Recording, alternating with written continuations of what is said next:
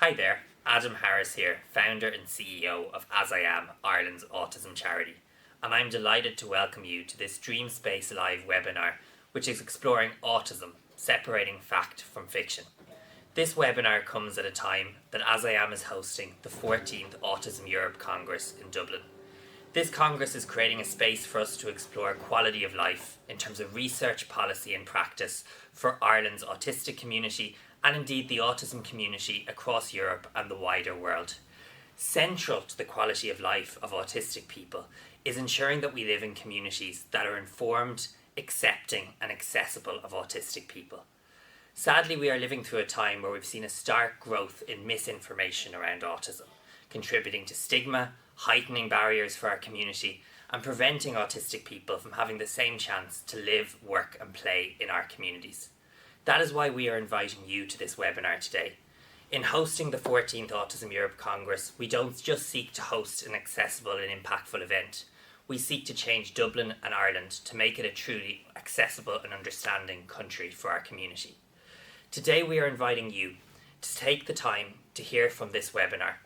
By going on this journey with us over the course of this session, you will gain an insight into the lived experiences of autistic people.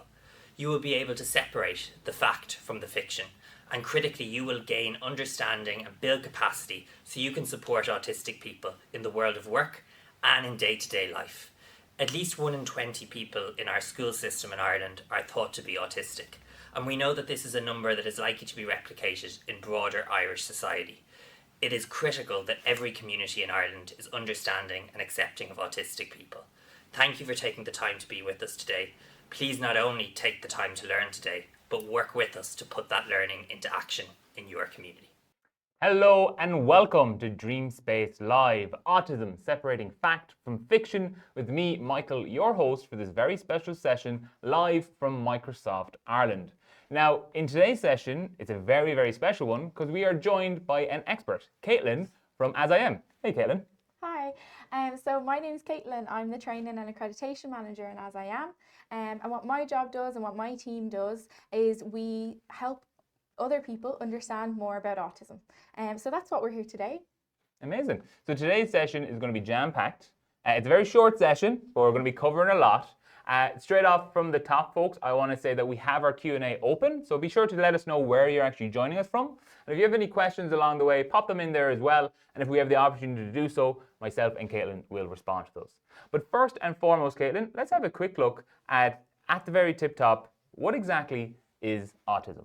So a definition that we're going to be working on for this session is that autism is a lifelong neurodevelopment disability or difference which relates to how a person communicates and interacts with others and how they experience the world around them. Now, when we actually look at it, Caitlin, there is 2 scans on our screens right now. One for what we would classify as a neurotypical brain and one as an autistic brain. To make sure we kind of set the scene, what exactly does a neurotypical brain mean, if that's not a term people are familiar with? Yeah, so a neurotypical brain is a brain that has developed in what we call a typical way. So most people in the world are neurotypical. 80 to 85% of the world is neurotypical. And then there is some other different types of brains. So we have loads of different types of brains. One would be ADHD, a dyslexic brain, a dyspraxic brain, and an autistic brain is one of those different types of brains. When we talk about autism, sometimes we talk about it as if it's an illness or a disease, but it's actually neither of those things. It's a neurological difference, which means I'm autistic, which means that my brain has developed and looks very differently. So that's what we're looking at in these 2 images here. So we're looking at an autistic brain and the hyperconnectivity. So all the different parts of the brain that are lit up at one moment in time. Versus a neurotypical brain. Again, there's not as much going on in the neurotypical brain from a hyperconnectivity standpoint. And I think when we talk more about what autism actually is, we'll get to talk about, what those differences in an autistic brain like mine are.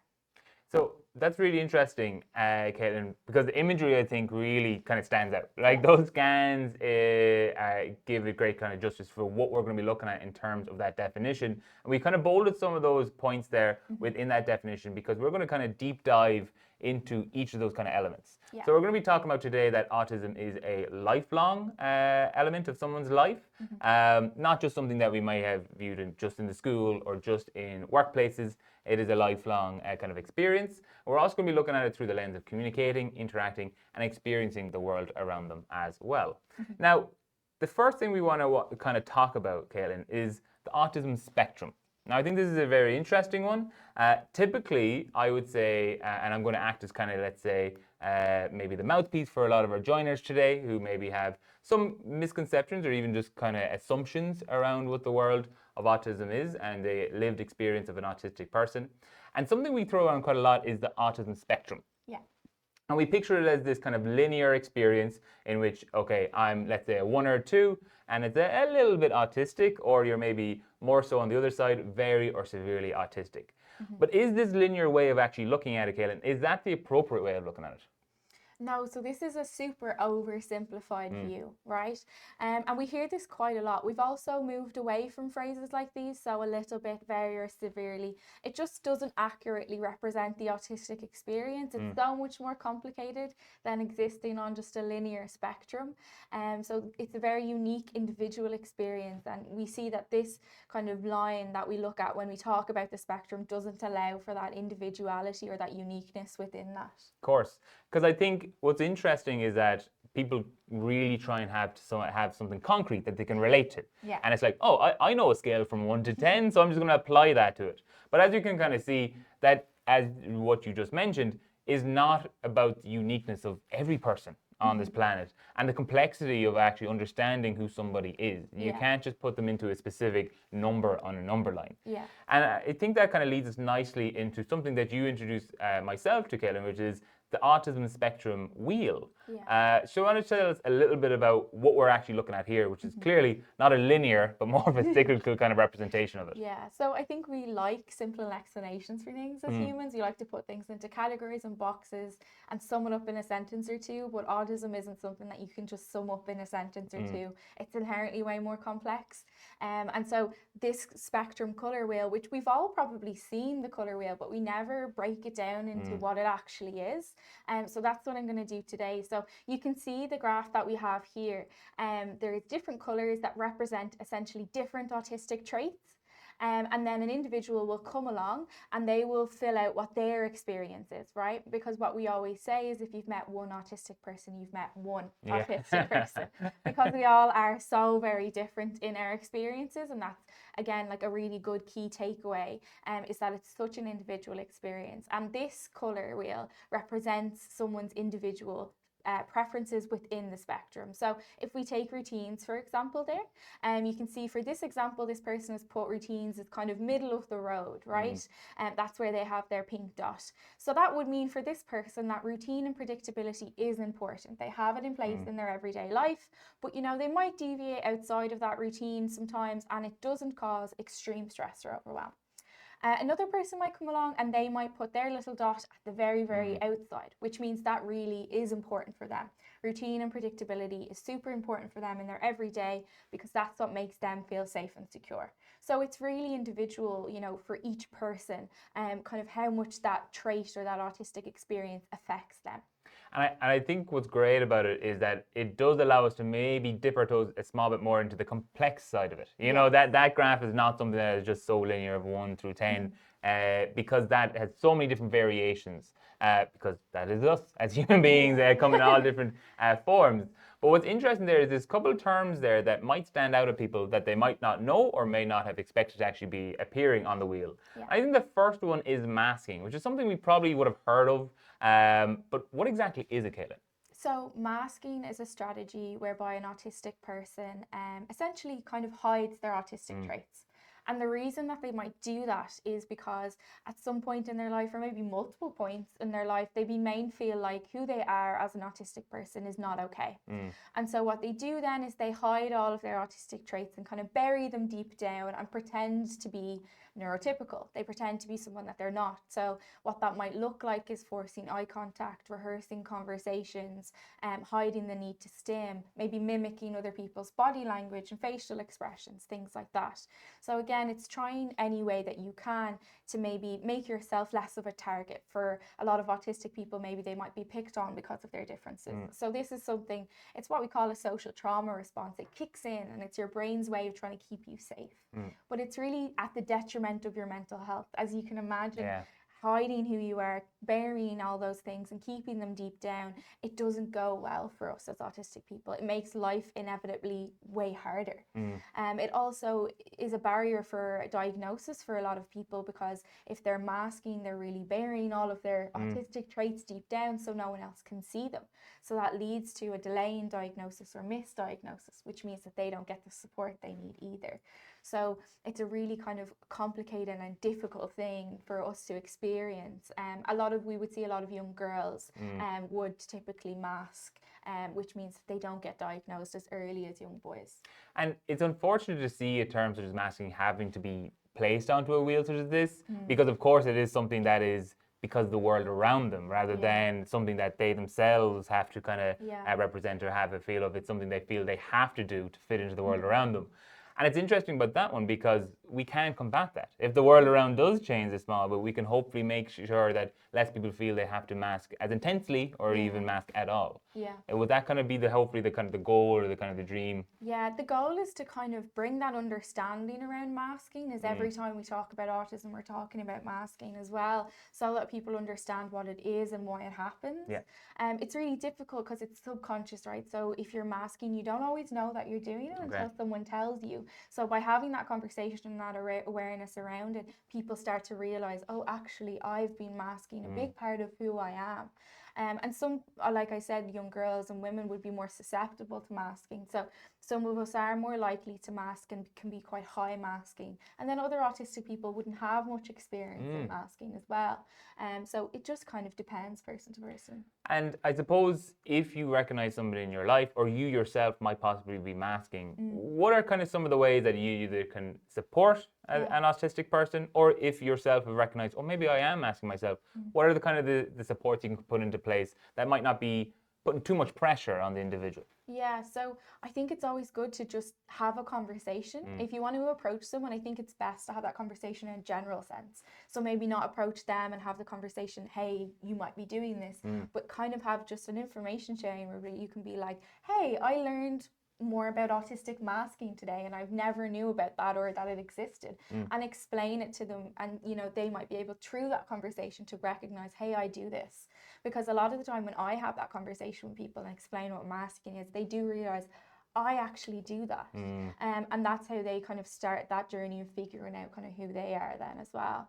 If you're trying to learn and you're sitting there thinking, I do this and it's something I want to learn more about, I would say do your research, have a look into it. There's information on our website, AsIAm.ie, and you can have a look into what masking is, and try to figure out, is it something that you are experiencing or something that you do.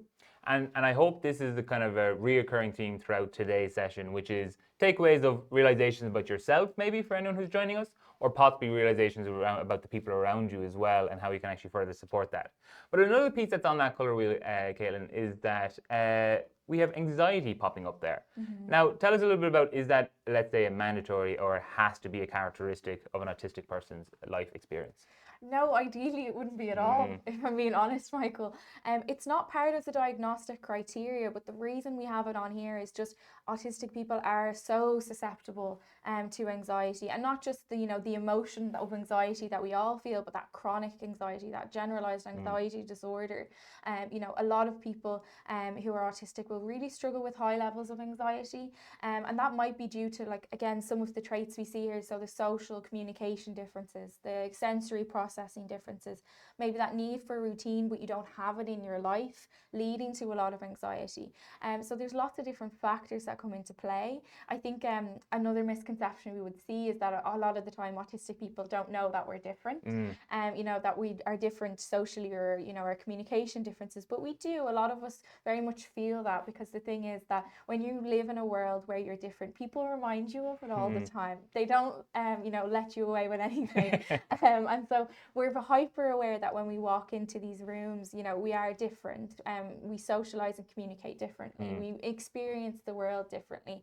And so that leaves a lot of people with anxiety. So I would say if you're supporting autistic people, you know, keep an eye on those anxiety levels. And if someone is anxious quite a lot, that's something that they should be going to seek support with, and try to get some helpful tools to kind of manage that anxiety then. 100%. And I think between masking and anxiety, these are parts of this color wheel that hopefully maybe some of the things we take away from today can actually alleviate some of them for the people around us or those joining us as well.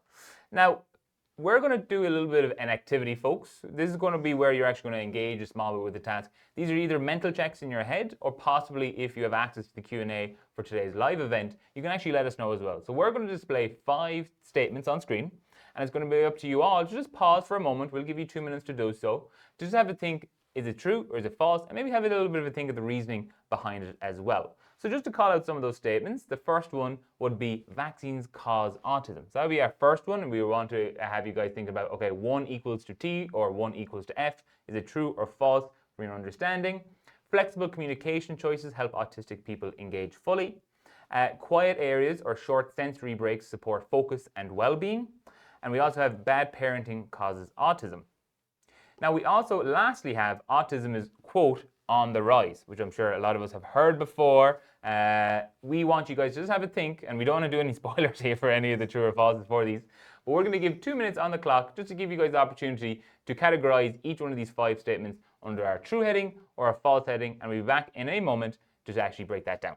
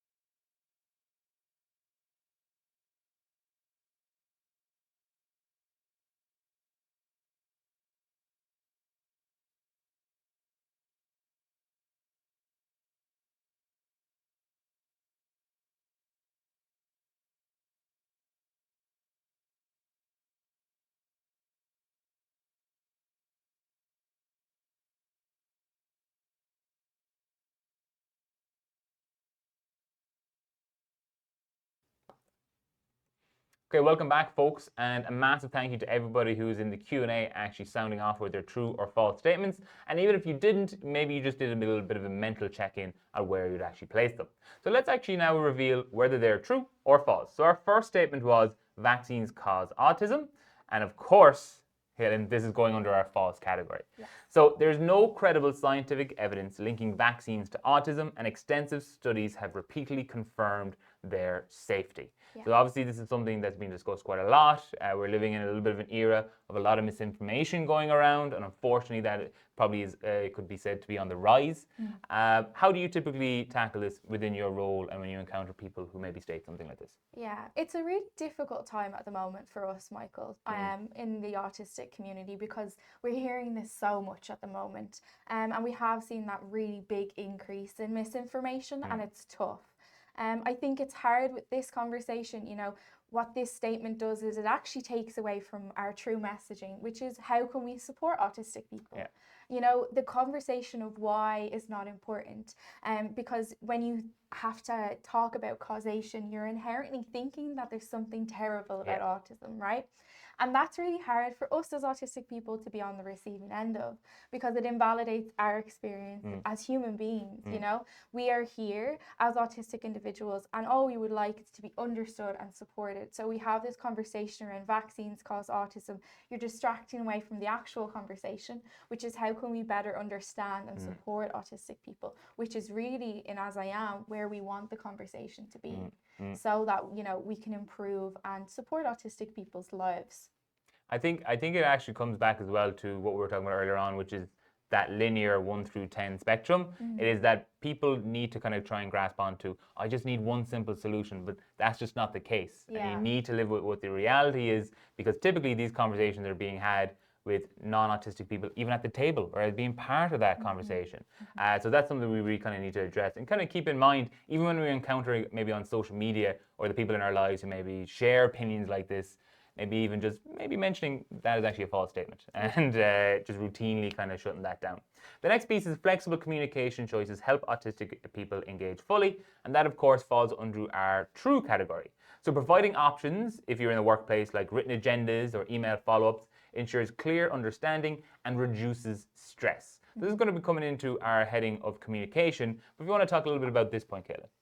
Yeah, so I'm going to really get into the kind of nitty-gritty with that and why it's so important when we talk about information processing. But again, having that multiple modes of communication actually works for everyone. So that's what we call universal design, and we all have different communication preferences. So maybe you might prefer a phone call, or I might prefer an email. And it's just taking that time and consideration that we can do both. Yeah. We can have that phone call because that's what suits you, but then also a follow-up email to say, hey, Caitlin, this is what we talked about in the call, because that's how I prefer to communicate. So it's just having that space and that empathy that we're different, and our brains work differently. So let's accommodate for both. And I also think we live in an era now that technology supports very easily multimodal kind of fashions of communication. So you have a meeting online now, and there's numerous note-taking tools you can implement that will automatically have that follow-up email actually be generated. The next one, we have quiet areas or short sensory breaks support focus and well-being. And I think, of course, this is going to be falling under our true heading, which is allowing access to low stimulus spaces or brief pauses helps maintain regulation and productivity. We're going to be talking a little bit more about kind of stimulation later on, stimulus and spaces related to it. We want to talk a little bit about that, Caitlin. Yeah, so quiet spaces, sensory rooms, we talk a lot about those. And I think the goal is always just to have somebody to, if they do get overwhelmed or stressed, or, if they just need to have some privacy or to stim or whatever it is, that they have a space that's separate from everybody else. That privacy, that, regulation space, that ability to take a step away from that really crowded room that maybe is too bright or too loud is really important for autistic people. And I think it's sometimes, again, we talk about sensory rooms, we don't always talk about why they're needed. Yeah, 100%. And I think we're going to be deeper diving into that in just a little bit. Now, another misconception that I think a lot of people may have encountered is that bad parenting causes autism. And of course, this is falling under our false category. Autism is a neurodevelopmental difference present from birth and is not caused by parenting style or family environment. Yeah. So this, I think, is a really important one. This can be present in communities, this can be present in schools, and this can even be present in social circles if you have some people in your life who may hold this misconception. But yeah, do you want to comment on that one, Caitlin, as well? Yeah, so I typically actually hear this from parents of autistic children saying that other people in their lives, whether it be their family or their friends, don't understand their child. So they're saying, well, have you just tried this, or have you tried this parenting technique? And it's a lack of understanding then that that child is actually very dysregulated, and that, you know, there's been maybe a sequence of events or something that's happened that's really upset or frustrated or, you know, dysregulated the child. And what we're seeing then is a big display of emotion because they are dysregulated. It's not, you know, acting out or being bold, but it's actually a child that's really struggling. But sometimes again, that unsolicited parenting advice is where parents of autistic children will hear this quite a lot, and it's a difficult place for them to be. 100%. Calling into question your parenting in that situation is terrible. And I think you mentioned it there. And I think even in Irish contexts, it comes up so much. That child is so bold. Like, bold is just thrown around so much, and it's typically thrown around by people who have no lived experience interacting with autistic people or any autistic people in their lives. And it's a very harsh comment to make. And I think we're going to be revisiting this throughout today's session, which is just those moments of pausing and having a little bit of a self-reflection about, is there more to this situation that I'm witnessing right now than instantly jumping to the malice or the ill intent or the worst possible outcome there as well. And then the last one then is autism is, quote, on the rise. Now, I'm sure some people are thinking, what exactly does that mean? We left it open to interpretation there, but it's probably a phrase some people will have encountered. And that is, of course, false. The apparent increase reflects better awareness, broader diagnostic criteria, and improved identification. And I think a lot of the times people just relate this back to historic data. And like, oh, back in the day, this wasn't the issue. But of course, that makes no sense, right? Yeah, it doesn't make any sense at all. So I think there's kind of three things that I always like to talk about around this. So number one is that 30 years ago, if you were autistic and you received an autism diagnosis, what that meant usually was that you were sent away to a mental health institution. And you stayed there for the duration of your life. So you see more autistic people now because now we have moved into a world for the better, which is now we're allowed to be here. So now we are included within society, and there's supports within society, and we're not just sent to the outside, right? But also 30 years ago, the diagnostic criteria for an autism diagnosis was very narrow. So it's typically people with high support needs that received a diagnosis. Now we've realized that, like we saw in that spectrum at the start, autism is such a unique experience, and it's experienced very differently for so many different autistic individuals. So there's nuance within that. So we understand autism more, which means, you know, people that went undiagnosed 30 years ago now do receive a diagnosis. We still have a ways to go with that, and that the undiagnosis and misdiagnosis is still prevalent, but we have got a lot better. But we also, you know, as we now know better and diagnose people correctly and early where we should, we also have this population of adults that went undiagnosed for a huge portion of their life, and now they're figuring out that they're autistic later in life. I was one of those individuals, so I didn't receive my diagnosis until I was an adult. And so a lot of the time we have typically parents where they get a diagnosis for their child, and then they see the similarities in their experiences and their child's, which leads them to a diagnosis. So there's kind of lots of different factors to kind of take into consideration. You know, it's not that there's more autistic people, we've always been there, but now we are getting diagnosed a lot more accurately and a lot better. And I suppose on that kind of final point before we move on, I'm sure there's probably a lot of adults out there who maybe fall into the trap of thinking, I'm too old to look into this, or I do connect with a lot of these pieces that Michael and Caitlin's talk about today, but you know, I'm actually too old. Like, I've already gotten into my routines and my patterns, and I've lived my life, but you're never really too old to kind of fully experience your true self. I think. No, you're never too late, and a diagnosis brings so much understanding and self-reflection about your life and your experiences, and it explains a lot for a lot of people who have gone a large portion of their life without being diagnosed. I recently was working with a 76-year-old man who just received his diagnosis, and he thought, and when talking about his experience, he said, it's amazing to finally understand fully who I am, and, you know, be able to have those supports in place. And what he said was, you just did what you had to do when I was younger. You put the supports in place, but they weren't called supports. And one thing he said was, you know, for him, we'll call him Sean. For Sean, what he said was, you know, people used to be like, there wasn't the word autism, but people would still describe him as different. You know, they would be like, oh, that's just Sean. You know, that's the way he is. He's a bit different. And so they didn't have the word autism, but they still recognized that he was different and that his brain did work a little bit differently. So now we just have the word. That's the difference. 100%. Okay, fantastic. So we've covered quite a lot here, folks. What we want to do now is we want to kind of look at the key autistic characteristics that we're going to deeper dive in for the second half of today's session. The first one we have is sensory processing differences. We then also will follow that by communication and social differences that we're going to explore. We're going to be looking at stimming, which is maybe a word you've heard about before, because thankfully it's kind of an awareness around has risen quite a bit, but we're going to be looking at a definition of that and the forms that it takes. And we're also going to be looking at information processing differences, and we're going to deep dive into those in just a moment. Now, the first one we want to look at, Caitlin, is one that I think is really interesting because half of it I think a lot of the population would know, and half of it they probably won't.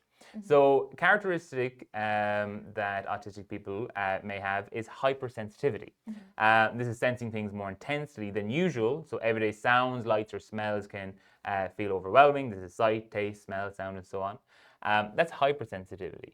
But there's also another side of this, right? Yes, there is, and that's hyposensitivity. So people who experience their senses less intensely or less, you know, they don't experience them as much as other people. So I think it's hard to explain sensory processing differences to neurotypical people sometimes. So I might just explain it kind of quite quickly. But for neurotypical people, if you are neurotypical, your brain experiences your senses kind of all at the same level. So this like happy middle, right?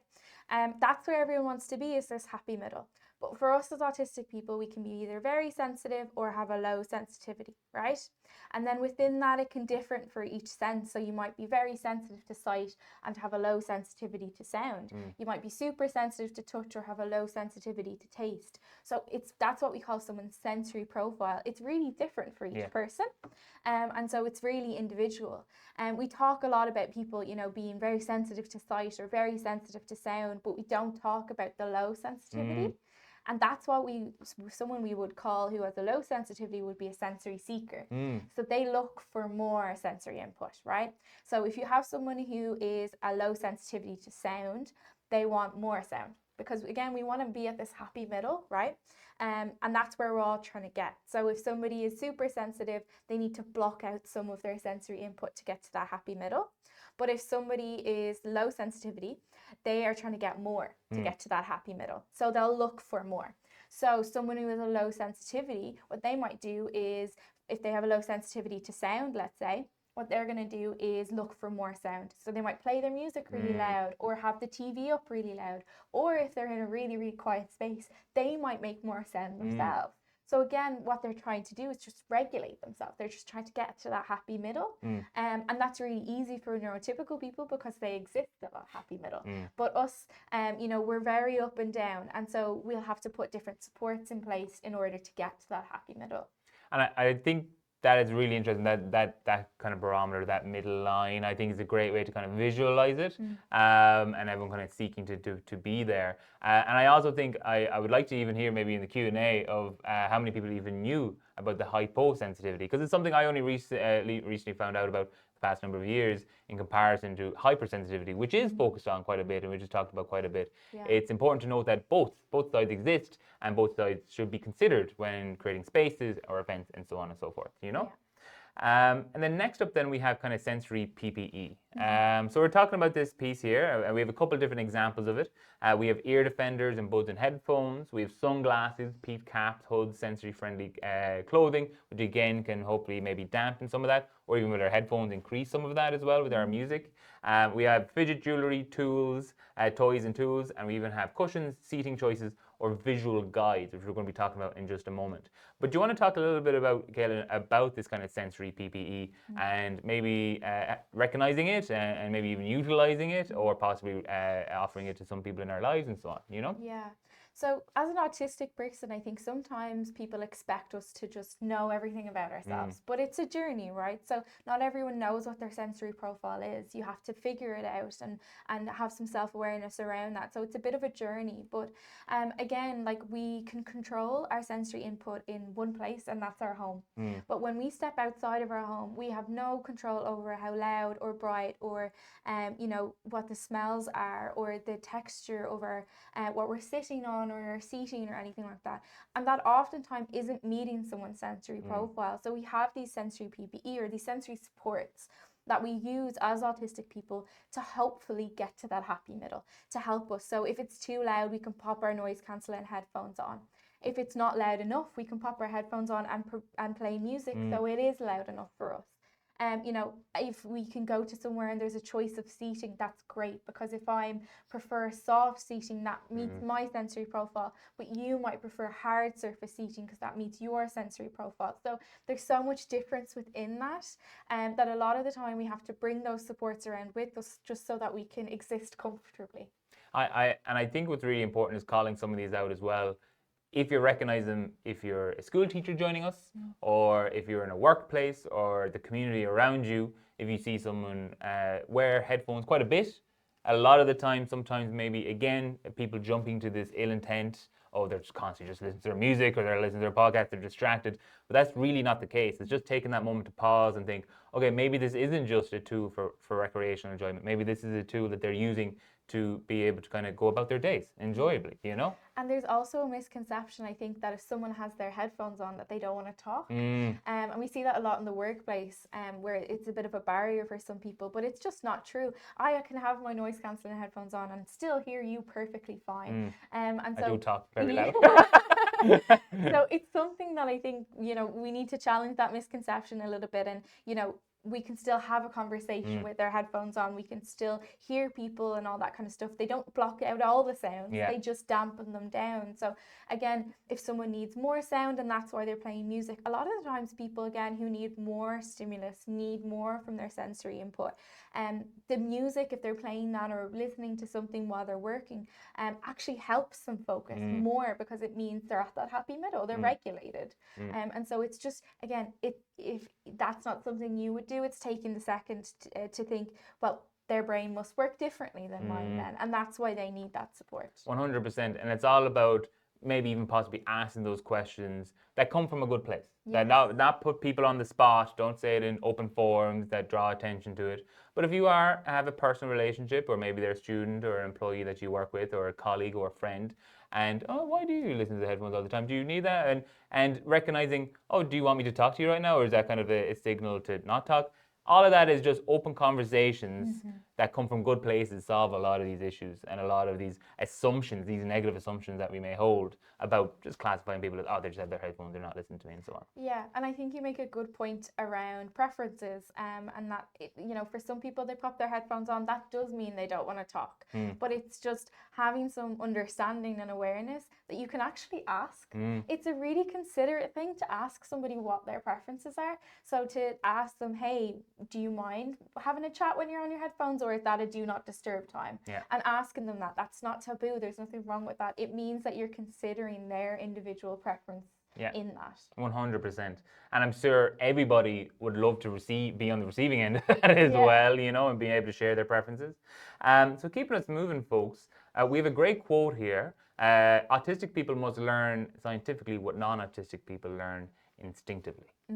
So what does that mean to you, Kayla? So what that means essentially is, if you're neurotypical, you kind of have all of these social instincts built in the back of your mind, right? They live in your subconscious and they help you navigate, the world. They help you say, it's okay to say this in work, or it's not okay to say this. It's okay to do this in a particular setting, but it's not okay to do that. And again, if you're neurotypical, you don't have to think twice about those things because you have those social instincts built in. We don't have those social instincts as autistic people. We didn't get that upgrade in the brain. And so what that means is that the way that we learn how to, exist in social situations, in the workplace, in education, is through trial and error. So we have to go in, exist, and maybe do the thing that we're not supposed to do. And then, we figure out, okay, I won't do that next time, or I won't say that next time. But it's having this space where it's okay to mess up, or it's okay to not know things, is really important, because a lot of the time, when we go into the workplace and maybe we say something we're not supposed to say, people will hold that against us, and they don't give us that time to adapt and learn. But I think on the other side as well, a lot of the time people don't tell us what we're supposed to do, or they don't tell us the rules or how we should exist, and so that's difficult too for us. And I think, again, it's such a reoccurring theme, which is just building these perceptions of people around us in our heads without ever communicating it to the person, without questioning it, without having that open dialogue. It's just something that just a little conversation can solve a lot of. And I think we had a great chat as well before we went live. It could be in the workplace, could be in communities, could even be in your own social circles, which is the unwritten rules. And I think this is a really, really interesting point. And if this is one of the major takeaways from today, I think we'd be very happy with it, which is unwritten rules. Maybe they might not be written, but they still need to be said. Yes. They still need to be said at least once, because you can't just judge someone or maybe critique someone or give out to somebody for breaking a rule that no one has even mentioned or wrote down. Exactly. And I think intention is really important here. A lot of the time people assume that there's ill intent behind something, when a lot of the time for autistic individuals, it's like, well, actually, I just didn't know that. I didn't know that that's the way I was supposed to do this, and that there was a way I was supposed to do this, or, I wasn't allowed to talk about that. So it's just a lack of knowing. It's not, ill intent. And sometimes people take it up as rude, or, they take it up as ill intent. But it's just stopping, I think, for a second and thinking, did they have mean intentions behind that, or did they actually just not know that this was a rule that exists? And maybe I should tell them. Yeah, 100%. So keeping us moving now, folks, let's have a quick look at the neurotypical versus autistic communication. I think we've touched upon some of these already today, but what we've done, we've just kind of compared and contrasted some of the kind of the key ones that's kind of stood out. And a couple that we really want to kind of have a look at is indirect may soften opinions. Falls under the neurotypical communication style. Yeah. And I think this is one that's really, really interesting, because once again, it's something that we may apply ill intent to. So a neurotypical person may see somebody wearing something that they might not think is the best fit for their fashion or their style, or maybe doing an action that they don't believe in, and they maybe typically soften that quite a bit. But an autistic communication style, when they're approaching that, they might be a little bit more honest, a little bit more direct about it, which can sometimes come off as quote unquote blunt or as a negative thing. Yeah, 100%. And that's the main thing with the neurotypical and autistic communication. It's not that either is right or wrong, but they're very different. And so what that means is it's hard for sometimes autistic people to understand neurotypical people, and vice versa. Yeah. It works both ways. There's this barrier in between. But again, it's not that either is right or wrong. They're just really different. So again, if you would be a more indirect person, and if somebody said, oh, what do you think of my dress? You might think, in your head, oh, it's not really that nice, or it's not great, but you don't want to maybe offend or hurt somebody, so you'll say, oh, it's lovely, right? But for me as an autistic person, again, if somebody asks me a question and asks my opinion, what do you think of my dress? I would say it. So I would say, look, it's not your colour, it's not the nicest, and I'm speaking quite honestly and directly. A neurotypical person might think, why would you say that? That's rude. Yeah. But to me, they've asked my opinion, so I'm going to give my honest answer. If they didn't want my opinion, they wouldn't have asked, right? So again, it's just different, and it's hard to understand somebody else's communication if that's not how your brain works. Like if we think about that image we saw at the start with the two different brains, that's what we have to remember in this, that our brains work differently, we communicate differently, but neither is right or wrong. Again, we would tend to be more honest and direct as autistic people, because that's what feels authentic to us. Yeah, 100%. And once again, it's that consideration of, if someone is honest and direct with you, is again having that conversation and realizing, is this person sharing this direct opinion with ill intent, or is it meant to be harsh? or are they just speaking honestly? Because I asked them to be honest, you know? And I think another one, there's a couple there, you guys can have a read through, folks, but I think another one that is showing empathy. So again, sometimes we may have a work colleague or a friend that may say, oh, I'm having a really tough time at work. And typically a neurotypical response would be something along the lines of, oh, that sounds terrible, that sounds like a really rough time, buddy, hope it all works out for you. But then in autistic communication, they may show empathy through sharing a similar personal story. Now that is kind of something that I think, again, it's something to be very aware of, because I think we see a lot of the times we've been in those social situations where, oh, they're just trying to steal the quote unquote limelight from it, but that's not the case. No. And it's difficult to understand, I think, if again you are neurotypical, but the reason that we, would share a similar story in that situation is what we're trying to do is show our empathy by saying, I've been where you are. So you're saying you're going through a difficult time, and I'm sharing that I was also through that difficult time. And this is what I did to get through it. This is how I, persevered through that difficult situation. And what we're trying to do there is relate by saying we are the same, we are similar. And I think sometimes, again, people, don't understand the intent behind that and would say, oh, they just always want to talk about themselves. They're just changing the topic to talk about themselves. But take a second to think, are they sharing a similar story that, I've just talked about, and maybe they're trying to relate through that. They're trying to say, I'm here for you because I've been there and I understand what you're going through. So it's, again, taking a second to have a bit of empathy and think, is there ill intent here, or is somebody actually trying to connect with me about this? 100%. And I also think we're going to talk about it a little bit later on as well. But like, even when you're experiencing some of these trends on like TikToks and Instagram Reels and YouTube Shorts, and a lot of them are so wide sweeping, which is you have to cut out that toxic friend who always makes it about themselves, or something along those lines. These sweeping statements that take absolutely nothing what we've talked about earlier on, unique situations and the complexity of the human experience of who somebody is, because someone might fall into that trap and might think instantly, oh, I've been told that's a toxic thing to have, so that's someone I'm going to cut out of my life. And it's just having that understanding, like those snap responses and those sweeping statements, if it's too broad, it's typically not something that we listen to. And it doesn't allow for the differences that we're talking about here. It doesn't allow for those social communication differences. And what we really should be doing is having space for people to communicate differently. Like, again, I'd have a lot of autistic friends, and we will ramble away at each other, and we're sharing each other's stories, and we're interrupting each other, and we're not following any of those social rules that people say are so important.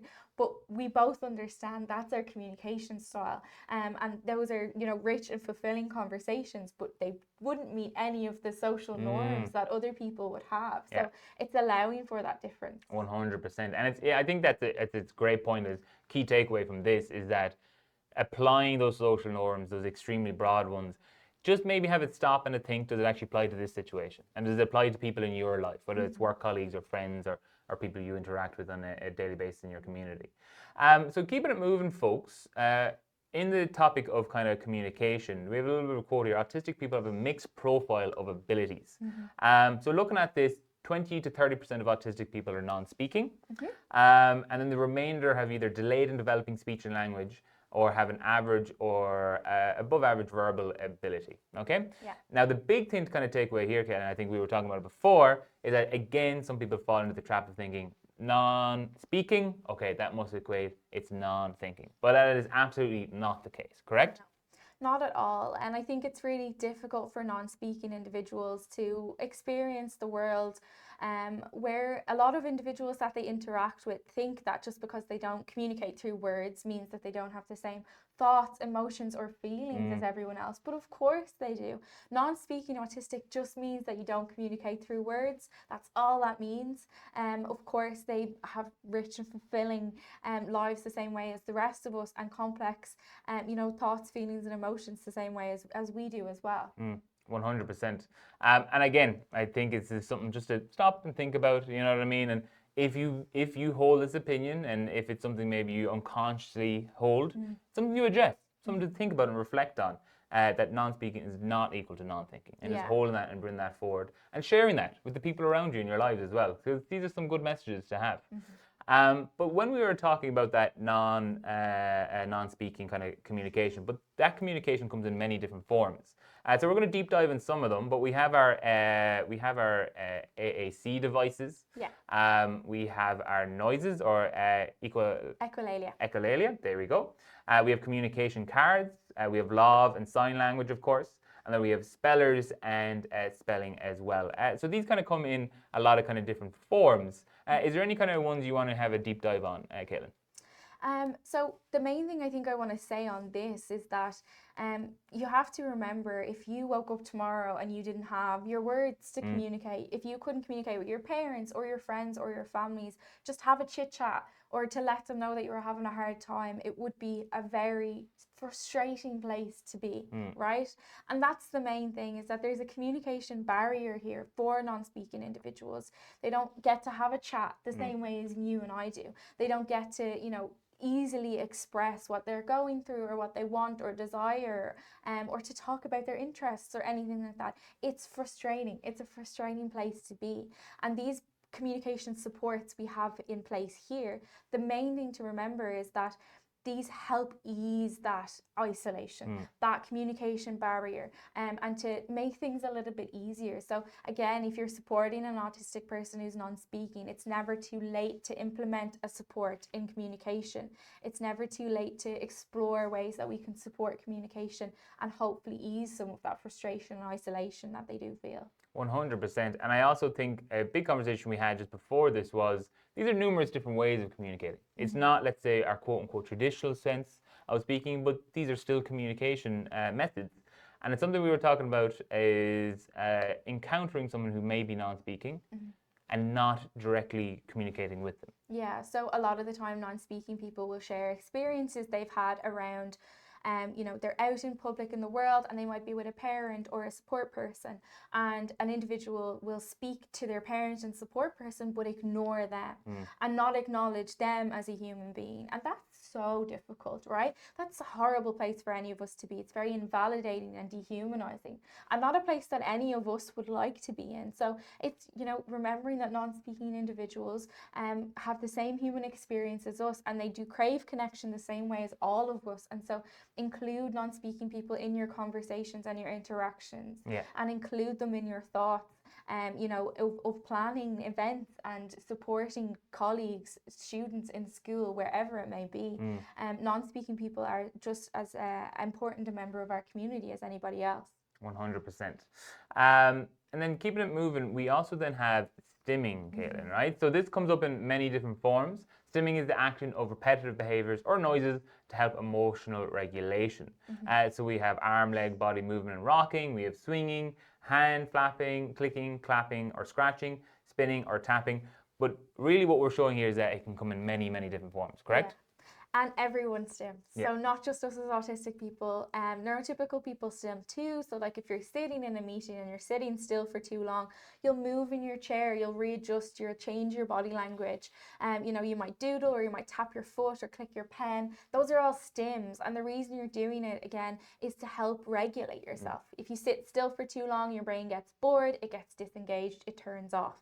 So in order to keep your focus, you move in some sort of way. We all do it, but for us as autistic people, we do it more because we have more to process. We have more going on in our minds, especially with sensory processing. So it helps us to regulate ourselves by moving in some sort of way. So we might move in ways that are difficult to neurotypical people or different to neurotypical people, or we might move in similar ways, but it's all to just help regulate our emotions. And the thing to remember about stimming is that we do it for every emotion. So some people think, again, a myth that we would see is that when someone stims, it means they're stressed or overwhelmed, but that's not the case. We stim for every emotion. We stim when we're happy, we stim when we're sad, we stim when we're excited or something's funny, and then we do also stim when we're stressed or overwhelmed. And I think something we were talking about earlier on is those stims represent many different emotions. But actually being able to kind of recognize, let's say, a stim that appears during stressful periods, or a stim that's appearing during happy periods, or even anxious periods, and so on and so forth.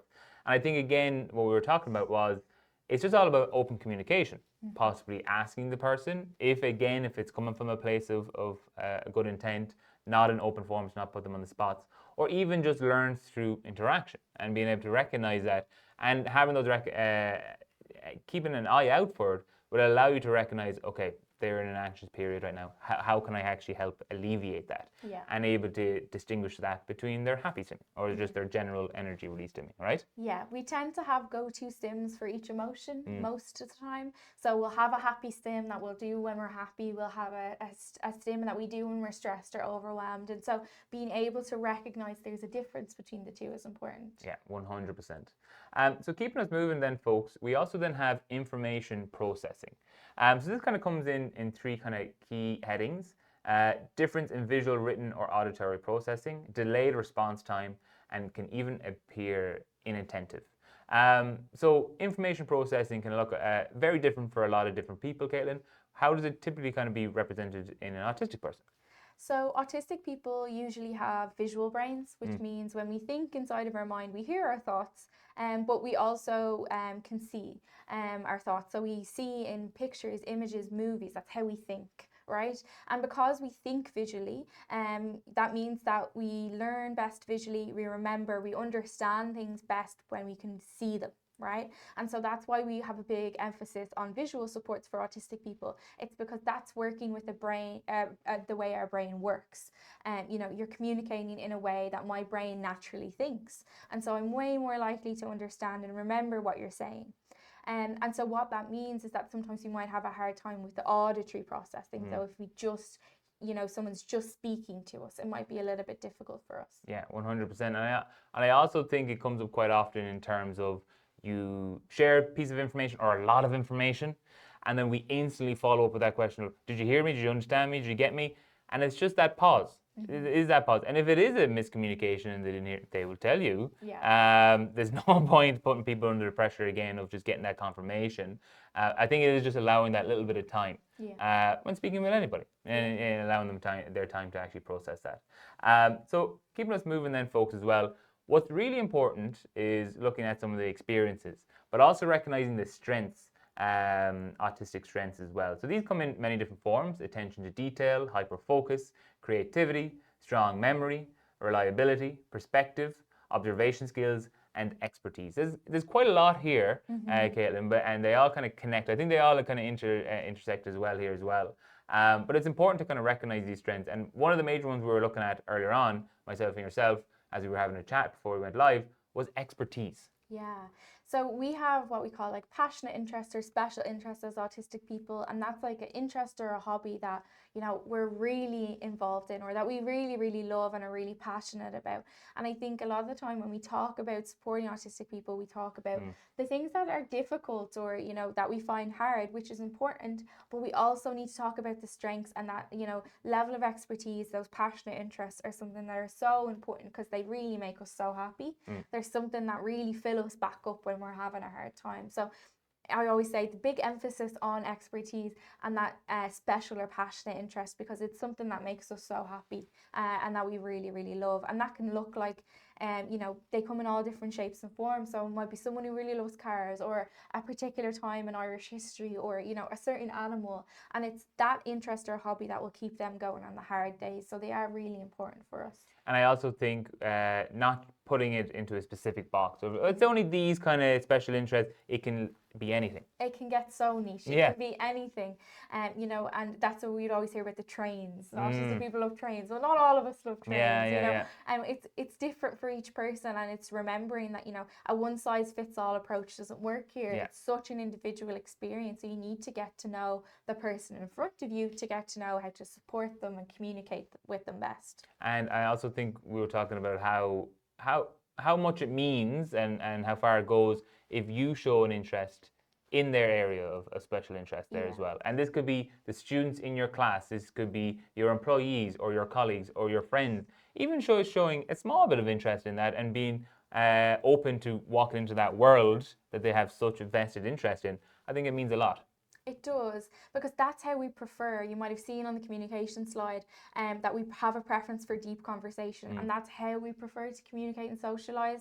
We want to get to know you better, and we want to, you to get to know us better, because you're asking about our interests and we're talking about our hobbies. That's how you really get to know an autistic person, is ask them what their special interest is or their passionate interest is, and you'll get to know them on such a deeper level. 100%. I'd also like to give a shout out to everyone in the Q&A as well. We have just gone a little bit over our scheduled time. This recording will be live through our AsIAm channels after today's session, as well as the slides being shared as well, so you can come back and reference that as well. Myself and Caitlin are going to keep continuing having a few chats, but if anyone needs to drop off, that is perfectly a-okay. Thank you so much for joining us. The recording will be live very shortly after today's session, but we have a few more bits to talk about, right? Yes. So if you can stick around, be sure to do so, folks. So another kind of key piece we like to talk about and that we kind of were planning for today was deeper diving on the predictability of it. So many autistic people have a preference for routine and predictability. Unexpected changes to routine can lead to anxiety and or meltdowns or shutdowns. Autistic people feel safe when there is consistent routine in place. So I think maybe some people may have known this, but do you want to tell us a little bit about the role routines play in an autistic person's life experience? Yeah, of course. So again, like we saw that spectrum at the start, it's really individual to what your preference is, on how important this is to you. But the why we have a preference for routine and predictability a lot of the time is because we want to know what's going to happen so we can prepare ourselves mentally for that experience. Because again, when we're going somewhere new, we're having to think about the sensory experience of it all. And neurotypical people don't have to think about that, because they're at that happy middle all the time, but we're not. So when we're going somewhere new, we're having to think about, is it going to be too light or too bright or too loud or too overwhelming? Is it going to be, something that's going to set me off and I'm going to not be able to be there when I want to be there? Is it going to be too crowded? All of those things we have to think about because of our sensory profiles. And so having a routine means that we always know what's going to happen. I've been to this place before. I know the supermarket inside out. I know where everything is. I don't have to mentally think about what's going to happen. And then when the predictability pieces for when we're going somewhere new, that we feel prepared for that new situation, that new experience that we're going to have. And that reduces our anxiety a lot, and it makes everything a lot easier. And I think we were talking as well about how to actually provide some information that might ease that anxiety, might ease that stress, and actually help maybe lean into the predictability side of things. And AsIAM's put together a little bit of a checklist here. It's a really, really good one. Some of these things being the venue information, contact information. One you pulled out was parking was a major one as well. And these are things that we kind of just assume, they'll figure out when they get here or they figure out when they come here. But sharing that little piece ahead of time can actually mean quite a lot to people. Yeah, it does. And it just means that the mental preparation that you have to do about thinking about all the possibilities reduces, because you have exactly what's going to happen. And so it just reduces that mental load of preparing for somewhere new. So having these information before you go means that you already know exactly what's going to happen. So you don't have to think about, okay, when I get there, where am I going to go? What am I going to park? Let me look on Google Maps and see what the street parking is like and all that kind of stuff. If you have somebody say, hey, when you get here, we have a car park around back. So you can just pull in through the lane and then there's a space there for you. Means I don't then have to think about, okay, what do I need to do when I arrive? 100%. And I think that information can be shared in something that AsIAM does for all their events, and it's something they talk about quite a lot, which is a visual guide. Yeah. And visual guides might not be a term people may have. What exactly is a visual guide? Visual guide, so if you've heard of a social story, it's the same thing. So a visual guide, you can see on the screen here, there's an example of one. So it's usually like a PDF format, and it's a text and picture walkthrough of what you're going to experience. So it gives that preparation piece. So it shows you the outside of the building for when you arrive. It might have parking information on it. It tells you, when you get to the event, this is what to expect, so that there's no, what ifs or a lack of predictability. But again, we have everything. And again, why you're providing that through images a lot of the time, through a visual guide, is because that's how our brains work. We remember the images, we remember the visuals. And so holding on to that information is a lot easier for us when we have a visual. A 360 walkthrough video, if anyone's ever seen any of them, that does the same thing. So it gives you a walk through the space so that when I arrive, I know exactly where I'm going, I know what to expect, and I feel like I'm prepared for the situation. What we also talked about, Caitlin, was a visual guide also gives a good kind of framework and maybe an assessment framework for whatever event you're hosting, whatever meeting you're hosting, what you might be missing out on. Yeah. So you might be saying, okay, what do I need to share here? Do I actually have my quiet space or my quiet room dedicated there? Do I have my fidget tools and fidget toys available on site there as well? Kind of gives you an opportunity to reflect on how accessible your actual event is when putting together a visual guide. So that should nearly be point one, and I'm sure you'll have lots of sub-points then afterwards in terms of when you're actually planning something, you know? Yes, exactly. So then when we're actually talking about addressing some of those sensory barriers, Caitlin, the first one would be auditing the sensory environment, offering quiet spaces, and then sensory tools as standard. Those would kind of be the big three pillars, right? Yeah. 100%. So, like, if you're neurotypical, when you walk into a room, you don't have to think about the sensory environment. So, when we say take an audit, it's always good to just stop and take 2 minutes before, whether that's a teacher in a classroom or that you're conducting an interview, and having a look around the interview room and thinking, is it too bright? Is there a ticking clock there that doesn't annoy me, but it would annoy someone, or someone who is more hypersensitive would have a hard time with that? You know, take a little audit of the room and think, is there anything we can do to make this more comfortable? And then again, to quiet spaces, having that space for us to take a step away and stim or regulate ourselves, or just have a moment of privacy, is really important. And again, we shouldn't be going into spaces and feeling uncomfortable and like there's no support. We should feel supported in the spaces we go to. Like I said, you can't control your sensory input when you step outside of your home as an autistic person. But when you go into a space where they've taught about the sensory environment, they've considered these things, they've provided sensory tools, you feel welcomed, you feel safe to exist there. And that's what we want for all autistic people. And speaking of that, it's all about asking for feedback. Yes. So through the implementation of your audit, through the creation of these quiet spaces, through even which sensory tools to get for your space, making sure everyone is at the table there to be able to share their voice and give that kind of feedback is crucial. Yes. So we always say in AsIAm, nothing about us without us. So what that means is autistic people should be included in all of these steps. So you should be asking autistic people about the sensory environment, asking them for feedback on the quiet space or what they want in the quiet space, asking them about, what STEM toys or sensory tools do you like and what should we include? What are your recommendations? So always include autistic people and our voices in these conversations. 100%. Another quick one we kind of want to touch on, which might be new for some people, is rules and expectations. So this kind of comes in at four kind of key kind of pillars. If it's not written down, then it's not a rule.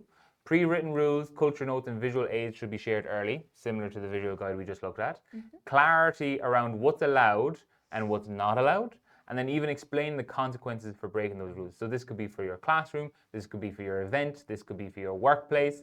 And I think we covered quite a lot on this already, Caitlin, but is there anything else you'd like to add on this piece? I think it comes back to that, what we started at we talked about at the start with the myths, even when people think, someone is doing something they're not supposed to do, that means they're bold. We look at it as behavior, right? But we have to remember intention. Intention exists, right? So if I don't know something is a rule and I accidentally break it, have I broken the rule? Because I didn't know it existed. So provide written rules is really important, especially when you're supporting young people, because we can't assume that we always know what the rules are. And especially we don't have those social instincts to give us that leg up, the same as neurotypical people. And so we need the rules to be written down. We need some patience for the time it takes to understand and learn those rules as well. So there's so much to it. I think the big thing is just patience and understanding, and making sure that you're being clear in your expectation of what someone should do or how they should exist is important. We said it before and we say it again, people can't break an unwritten rule because it's not a rule if it's not written down somewhere. Fantastic. So our last kind of thing we kind of want to touch upon here is communication, and being a communication detective is what we're saying here. And that is just asking the question, what way does this person feel comfortable communicating? And then you're talking about being flexible and patient with them, understanding social preferences, and also being clear and specific. I think this is kind of a good recap of everything we've talked about so far, Caitlin. I think it's good just to kind of visually look at before we say goodbye to everybody. These are some of the things we can kind of take away when interacting and communicating with the autistic people in our lives, or everyone in our lives. What we kind of should be looking at through these kind of 3 or 4 lenses, I should say, right? Yeah, I think it's most important to think, am I taking my communication preferences and putting them on someone else? So if we think about a group of young autistic people in a group setting, are we forcing them to participate by speaking? And maybe they're not comfortable. Maybe the way that they like to communicate and interact in a group setting is just by being there and listening to others. So that forced participation piece and things like that, that's maybe not someone's preference. That's not what they feel comfortable doing. They don't want to share in front of a group, but they do enjoy being there, but maybe quietly and listening. Or does someone maybe want to write down what they feel? Do they want to put it in through a picture? Do they want to illustrate how they feel or their thoughts on things? And I think that's really important. There's so many different ways to communicating, and we put such an effort, a big emphasis on speech and language, but there's so many other ways outside of that. And sometimes it's a lot easier for us to communicate through written methods, or again, just kind of being there in the space is important for us as well. 100%. And I think at that point there, just being flexible and being patient, because you may not get it right the first time, but as long as you're kind of open to learning and actually being better at communicating with all people, and also just being flexible with that as well, I think is going to be really, really important. So the last thing we kind of want to touch upon here, Caitlin, before we say goodbye to everybody, is the different communications of information in the modern era. Now, this may be prevalent for some parents or guardians may be joining us, maybe people in different workplaces or even in schools or communities and so on. And there's a lot of different ways to communicate in the modern world. There's some kind of key pieces you want to kind of touch upon before we kind of wrap up in terms of how to actually communicate. Yeah, so the main thing around this that I kind of want to say is that you have to think about the way that you're communicating your information with somebody. So, for example, if we're having a back and forth conversation, again, autistic people may prefer to have that visual communication, right? So can we use a video or write things down as we're talking to help explain that? But then also what I would say for younger people is you need to communicate in a way that they naturally communicate. So young people, again, so much of their communication is through social media. And sometimes I'll, work with parents and they'll say, I'm having a hard time, I'm trying to get them to explain and understand this point or this skill, or even masking. I'm trying to explain masking, what that is, but my young person is just not understanding it from my point of view. Well, then let's rethink. Okay, so that's not the way that they take in information in true communication, but the way that young people do take information in through communication is through social media. So could we find a TikTok or an Instagram reel that explains masking in a way that my young person is going to understand and relate to, and it's coming from a peer then, so again they're more likely to take that information in. 100%. So it's just about, again, how can I maybe tweak my communication a little bit to really meet someone else's needs. And I think you're spot on there. I think even the call out of those TikToks and Instagram reels, I think that is great, even like an action point here as well, because we're living in such a wealth of information and knowledge. It's nearly a guarantee there is a video out there explaining what topic you're focused on. And even just simple searches can allow you to kind of get a wealth of other information as well.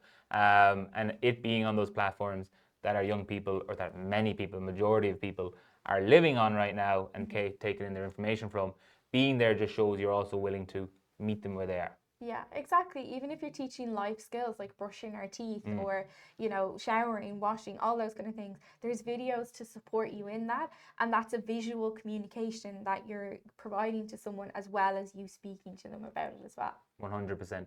So folks, this has brought us to the end of today's session.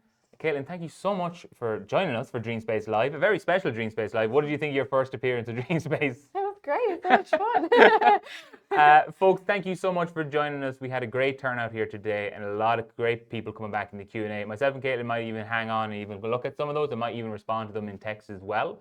These resources, both the slides and the recording of today's session, will be on demand shortly after today's event through AsIAm channel, so be sure to keep an eye out for that. And also, folks, keep an eye out at the end of today's event. When we say goodbye, there's going to be 3 kind of options popping up. Sign up for the Dream Space newsletter, which is where you'll be able to find information on all of our free STEM educational resources that the Dream Space team offer. We also have 2 surveys from the AsIAm team. Do you want to maybe take note of a small bit about those surveys, Caitlin, or tell us a little bit about them? Yeah, so just as part of the Autism Europe Congress, what we're really trying to do is have as much impact long term as we can. So this is happening across the next 2 days. We kicked off yesterday, but we want to have a long term impact here, right? So that's why we've hosted the session today, is to, again, challenge that myths and misconceptions. And so part of that is we want to get people's feedback on this session and how we've done, you know, and if there's anything you've learned or anything we can do better going forward, please do just let us know. We're always trying to improve. We're always trying to support people as best we can. So, you know, have your voice in there and have that feedback. Brilliant. Folks, thank you so much for joining me, Michael, for this Dream Space Live. Thank you, Caitlin, for joining us. No problem. And I'm sure we'll be seeing you all very soon. Look after yourselves and have a great afternoon. Bye.